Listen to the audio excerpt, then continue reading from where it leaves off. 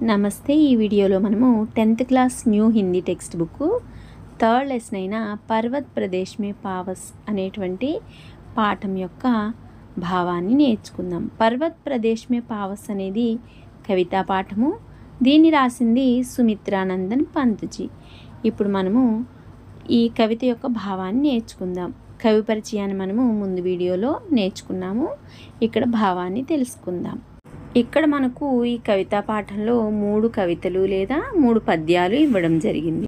మొదటి పద్యం యొక్క భావాన్ని చూద్దాం. మొదటి పద్యంలో మనకి మొదటి కవితలో సుమిత్రానందన్ పంత్జీ పర్వత ప్రాంతంలో వర్ష ఋతువు యొక్క అందాన్ని ఇక్కడ వర్ణించడం జరిగింది. పావస్ ఋతు థీ పర్వత్ ప్రదేశ్ పల్ పల్ పరివర్తిత్ ప్రకృతి వేష్. ఇక్కడ పావస్ అంటే ఏంటి? వర్ష ఋతువు. పావస్ ఋతువు అంటే వర్ష ఋతువు. అది ఏ ఋతువు అట? వర్ష ఋతువు. ఆ వర్ష ఋతువులో ఆ పర్వతాలు ఎక్కడైతే ఉన్నాయో ఆ ప్రదేశం ఎలా ఉందట? పల్ పల్ అంటే ప్రతి క్షణము కూడా, పరివర్తిత్ అంటే మారడం అన్నమాట. ప్రకృతి వేష్, ఆ ప్రకృతి అంతా కూడా మారిపోతూ ఉంది ప్రతి క్షణము కూడా. ఎందుకని? పర్వతాలు చాలా ఎత్తు మీద ఉంటాయి కదా, అక్కడ మేఘాలు సడన్గా వస్తాయి, వర్షం కూడా అనుకోకుండా అక్కడ కురుస్తుంది.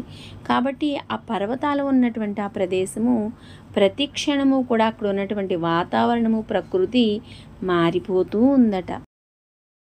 మేఖలాకార్ పర్వత్ అపార్ అపనే సహస్ర దృగు సుమన్ పాడ్ అవలోక్ రహా హై బార్ బార్ నీచే జల్ మే నిజ్ మహాకార్ जिसके चरणों में పలాతాల్ దర్పణ్ సా ఫైలా హై విశాల్.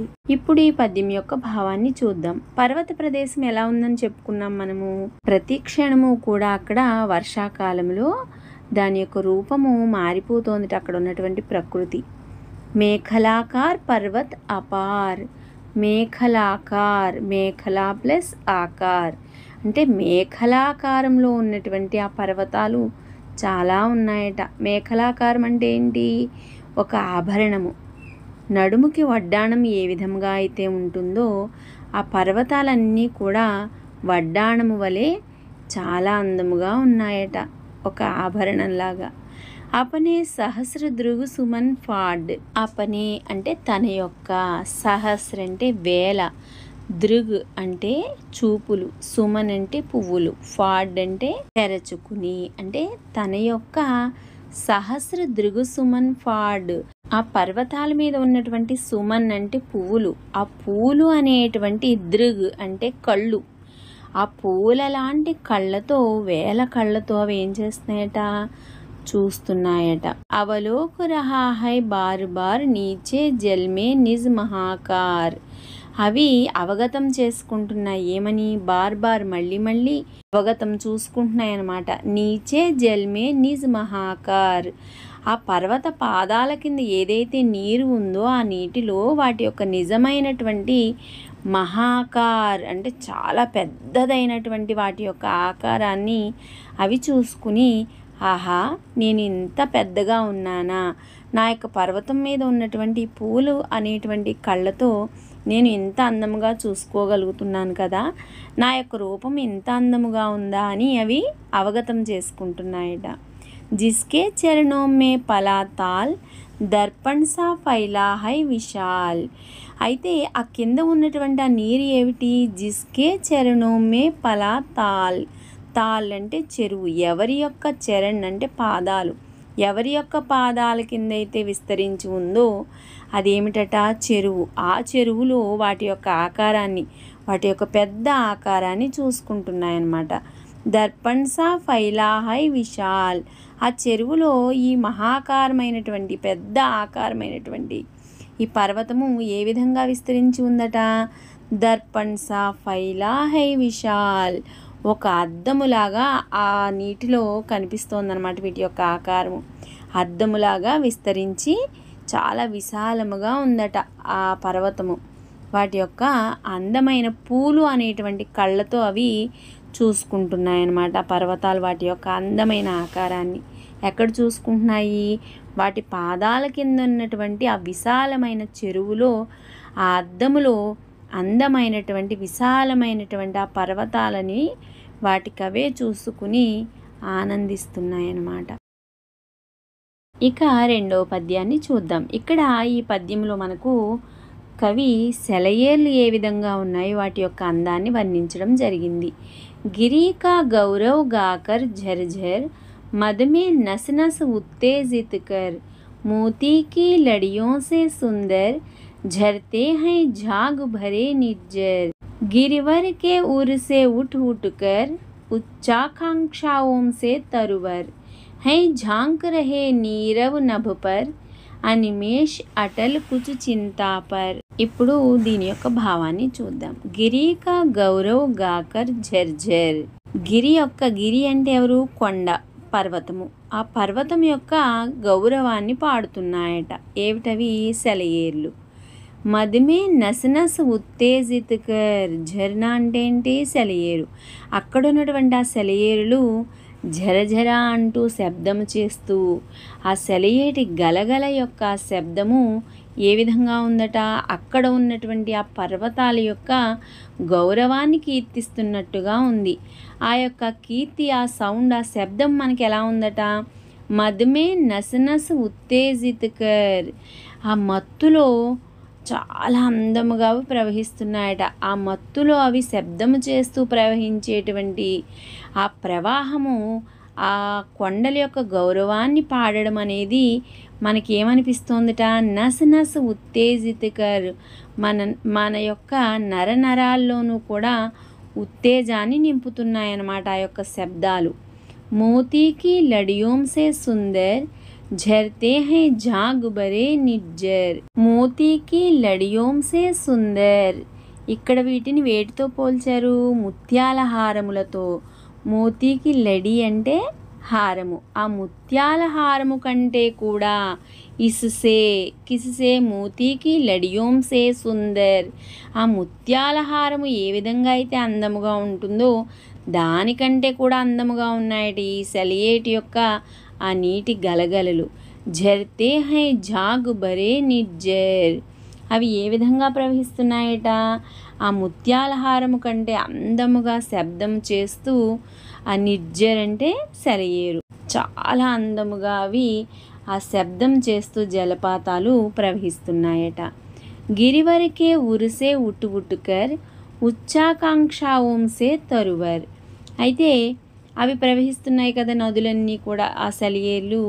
గిరివరకే ఉరిసే ఉట్టు ఉట్టుకర్. ఆ కొండల మీద ఏవైతే ఉన్నాయో, ఉర్ అంటే హృదయము, ఆ కొండల యొక్క హృదయము నుండి ఏం చేస్తున్నాయట? వృక్షాలు ఉట్టు ఉట్టుకర్.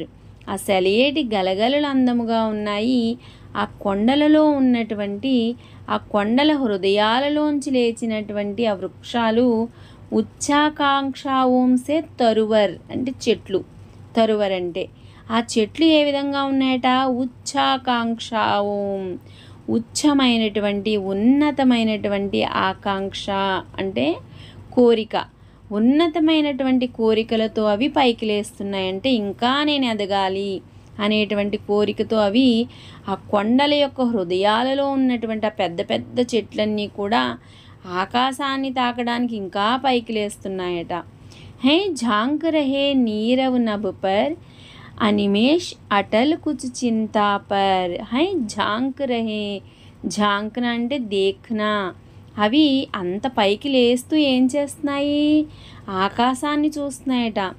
నీరవ్ నభ్ పర్. నభ్ అని ఆకాశ్, నీరవ్ అంటే ప్రశాంత్, ఆకాశ్ పర్ ఆ ప్రశాంతముగా ఉన్నటువంటి ఆకాశంలో అనిమేష్ అటల్ కుచ్ చింతా పర్. ఆ ప్రశాంతమైనటువంటి ఆకాశాన్ని కన్నార్పకుండా తదేకంగా స్థిరంగా అలా ఏదో ఆలోచిస్తూ చూస్తున్నాయట. అనిమేషులని ఎవరిని అంటారు? దేవతలు. ఎవరైతే కనురెప్ప వేయకుండా ఉంటారో వాళ్ళని అనిమేషులు అంటారు. అటల్ అంటే స్థిరముగా ఉండడము.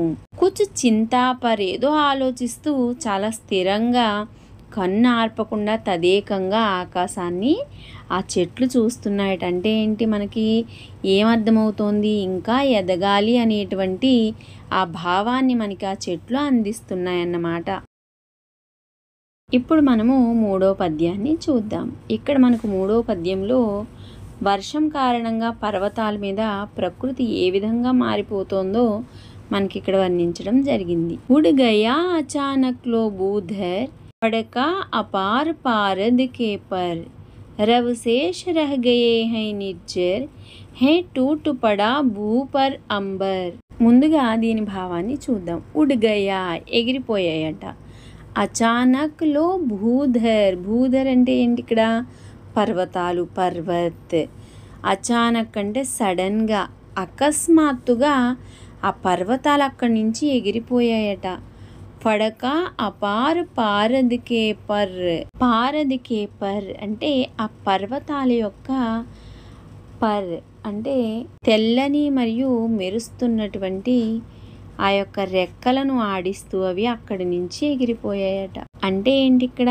పర్వతాలు తెల్లని మెరుస్తున్నటువంటి అందమైన వాటి రెక్కలని ఊపుకుంటూ ఒక పక్షి ఏ విధంగా అయితే ఎగిరిపోతుందో ఆ విధంగా అకస్మాత్తుగా అక్కడి నుంచి ఎగిరిపోయి మాయమైపోయాయట. రవ్ శేష్ రహ్ గయే హై నిర్జర్ హే టూట్ పడా భూపర్ అంబర్. ఎందుకనవి అలా మాయమైపోయాయి? ఎందుకంటే అక్కడ అకస్మాత్తుగా అనుకోకుండా మబ్బులు, మేఘాలు కమ్మేశాయన్నమాట. అందుకని అక్కడ ఉన్నటువంటి ఆ పర్వతాలు మేఘాలతో కప్పబడి మాయమైపోయాయి అని దాని యొక్క అర్థం. రవ్ శేష్ రహ్ గయే హై నిర్జర్, నిర్జర్ అంటే జలపాతాలు, సెలయేర్లు అని మనం చెప్పుకున్నాం కదా. ఆ యొక్క జలపాతాల యొక్క రవ్ అంటే శబ్దము. కేవలం అక్కడ ఏం మిగిలిందట? రవ్ శేష్ రహ్ గయే హై, శేషము అంటే మిగిలి ఉండడం. అక్కడ ఉన్నటువంటి ఆ సెలయేర్లు చేసేటువంటి శబ్దం మాత్రమే అక్కడ మిగిలి ఉందట. అక్కడ ఉన్నటువంటి పర్వతాలు మాయమైపోయాయి. కేవలము ఆ యొక్క సెలయేర్ల శబ్దమే మిగిలి ఉంది అక్కడ. అదొక్కటే వినిపిస్తుంది అనమాట. హే టూట్ పడా భూపర్ అంబర్. అంతలోనే టూట్ పడా విరిగిపడింది. ఏం పడిందట? భూపర్ అంబర్, భూమి మీద ఆకాశం విరిగిపడిందట. అంటే ఏంటి? అకస్మాత్తుగా అక్కడ మేఘాలు కమ్ముకుని అక్కడున్నటువంటి పర్వతాలు మాయమైపోయాయి. కేవలం ఆ సెలయేరు యొక్క శబ్దం మాత్రమే మిగిలి ఉంది. ఆకాశం భూమి మీద పడిపోయిందా అన్నట్లుగా బాగా పెద్దగా వర్షం వచ్చేస్తుంది అన్నమాట అక్కడ. ధన్స్ గయే ధరామే సబై శాల్ उठ रहा धुआं जल गया ताल यो जलदयान में विचर विचरता इंद्र खेलता इंद्रजाल. ఇప్పుడు దీని భావం చూద్దాం. ధన్స్ గయే ధరామే సభై షాల్. సభై అంటే భయముతో, షాల్ అంటే షాల్ అనేటువంటి ఒక మహావృక్షం అన్నమాట. ఆ కొండలలో ఉన్నటువంటి ఆ వృక్షము, అంత పెద్ద వృక్షం కూడా ఆ యొక్క వర్షానికి భయంతో ధన్స్ గయే ధరామే, ధర అంటే భూమిలోకి, ధన్సన అంటే చొచ్చుకుపోవడం అన్నమాట. భూమిలోకి, భూమిని చీల్చుకుని లోపలికి వెళ్ళిపోయిందట. ఎందుకని? భయంతో. అంటే వాటికి అంత భయం వేసే విధంగా అక్కడ అంత పెద్ద వర్షం వస్తుందన్నమాట. ఇక్కడ కవి ఆ వర్షాన్ని అక్కడ ఇలా వర్ణిస్తున్నారు. అక్కడ ఉన్నటువంటి మహావృక్షాలు కూడా భయంతో భూమిలో దాక్కుంటున్నాయన్నమాట. ఉఠ్ రహా ధువా జల్ గయా తాల్. ఉఠ్ రహా ధువా అక్కడ ఉన్నటువంటి ఆ నీటిలో ఉన్నటువంటి ఆ ధువా అంటే పొగ. అంటే ఏంటి? ఆ వర్షపు నీరు ఆ చెరువులో పడడం వల్ల ఆ చెరువు గాలికి ఊగడం వల్ల పొగలాగా లేస్తోందనమాట. ఆ పొగ ఏ విధంగా ఉందట? జలగయా తాల్. తాల్ అంటే చెరువు. చెరువులోంచి మంటలు బయటికి వస్తున్నాయా అన్నట్లుగా ఆ చెరువులో ఉన్నటువంటి ఆ వర్షము ఒక నీరు పొగలాగా బయటికి వస్తోంది. అప్పుడు అది మండిపోతోందేమో అన్నట్టుగా మనకి అనుభూతి కలుగుతోందనమాట.